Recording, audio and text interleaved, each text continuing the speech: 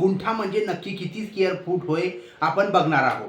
आता बरेच लोक काय करतात, एक गुंठा म्हणजे 1000 स्क्वेअर फूट समजतात, पण हे चुकीचं आहे. एक गुंठा म्हणजे 1000 स्क्वेअर फूट होत नाही.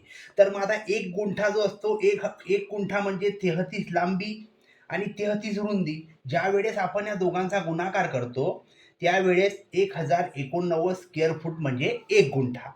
पण आता कोणताही प्लॉट विकत घेताना तो स्क्वेअर फुटामध्ये घ्यावा, गुंठ्यामध्ये नाही.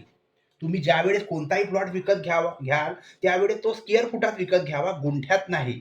उदाहरणार्थ आपला प्लॉटची साईज आहे 25, लांबी आणि रुंदी 30चा प्लॉट आहे. मग आता ह्या प्लॉटचं क्षेत्रफळ किती झालेलं आहे? 750 स्क्वेअर फूट हा प्लॉट झालेला आहे. मग यानुसार तुम्ही जो प्लॉट आहे तो स्क्वेअर फुटामध्ये घ्यावा, गुंठ्यामध्ये घेऊ नये.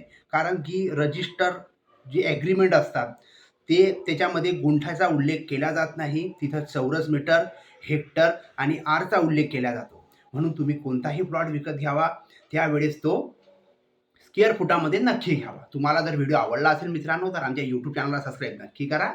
धन्यवाद.